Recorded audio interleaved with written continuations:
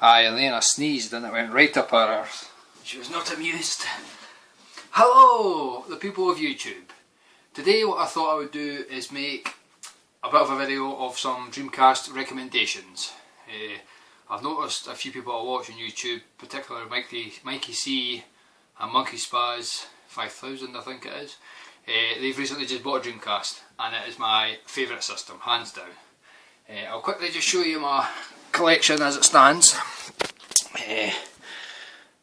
This is it at the moment. I'm almost finished collecting for it. I've got around 125 games I think, so I've pretty much got all the games that I want. I have had a hell of a lot more in the past, but I've decided to just rebuy a lot of the good games for it.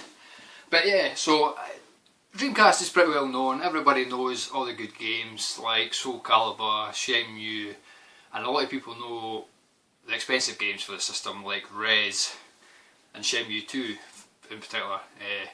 So what I thought I would do is pick up a few sort of hidden gems that I think people starting to collect for the Dreamcast definitely should look out for, because every one of these Dreamcast games I've bought in the last year and I've never paid more than £3 for any of them.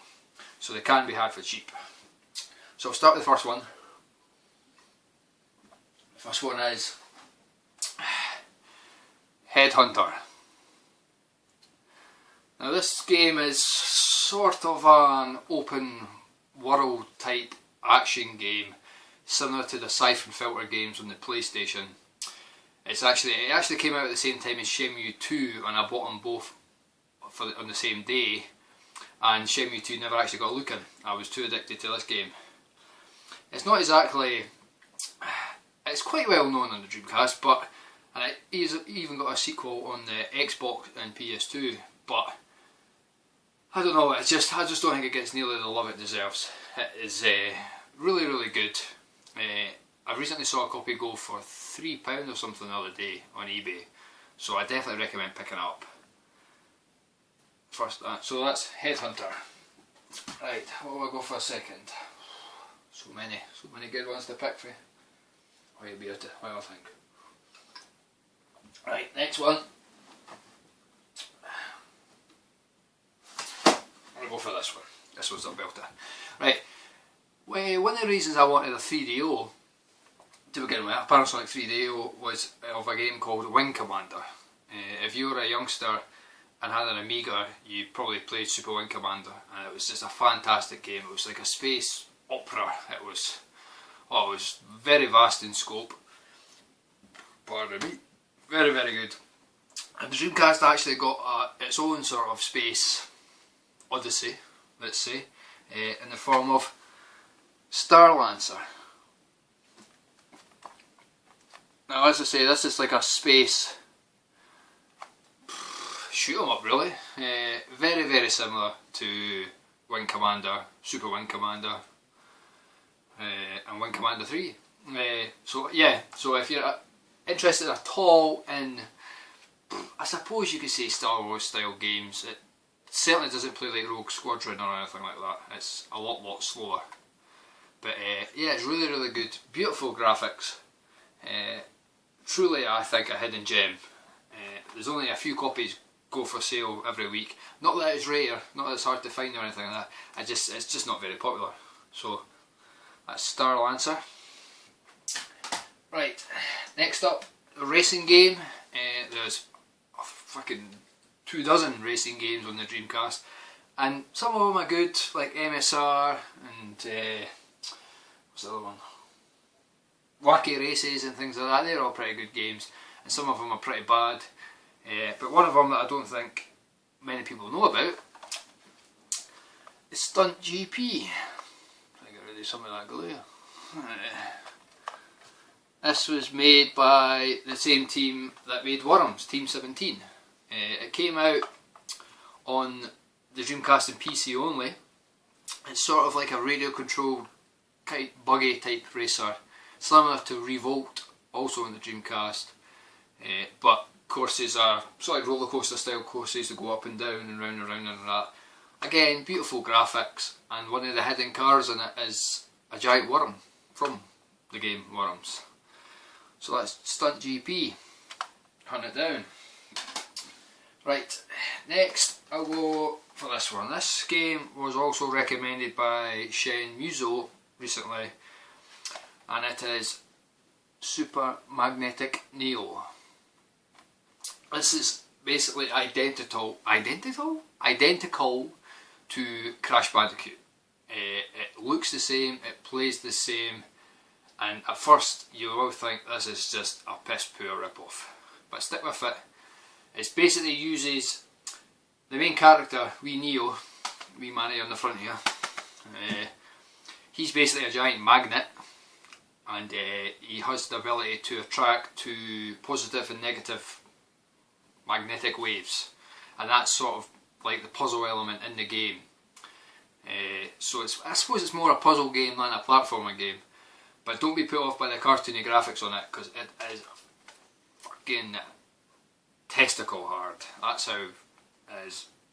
I think there's 5 worlds in it, and I can't get past the 4th world on it. I've tried 100 times and I've almost broke this fucking game in half. It's that hard.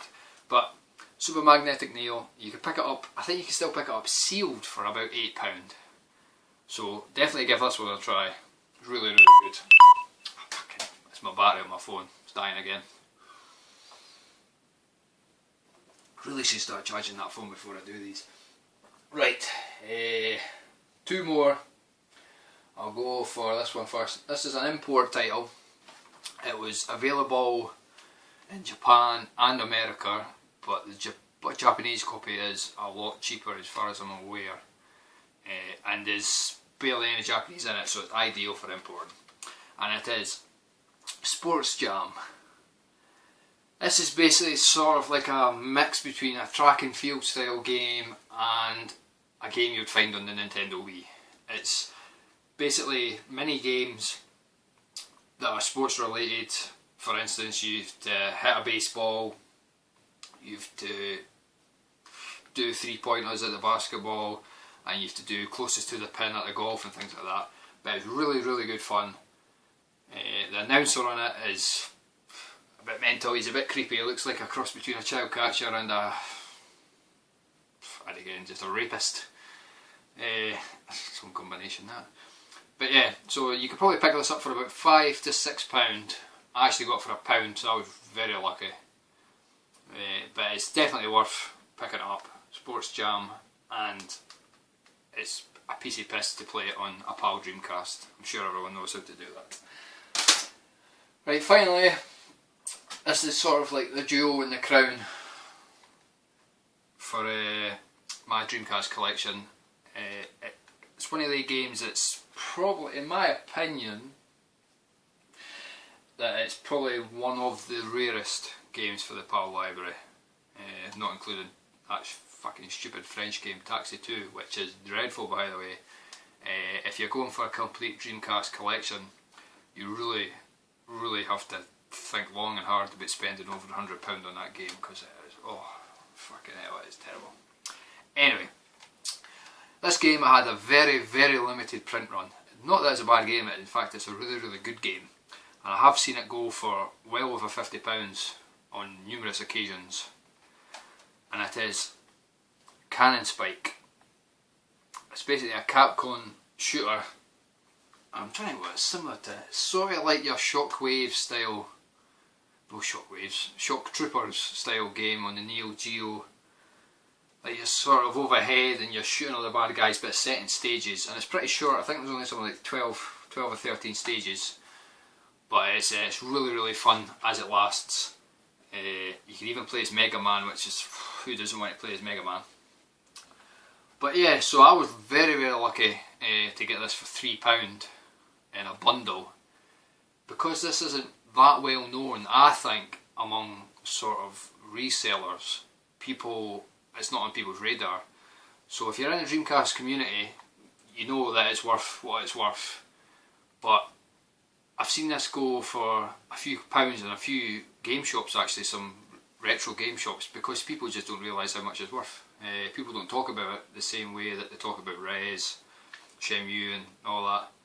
So it's definitely one I would say to pick up as quickly as you can, because when people really realise how much it's worth, prices are only going to go one way. So that's Cannon Spike. Really, really fantastic game. Right then guys, so there you go. Quick drink.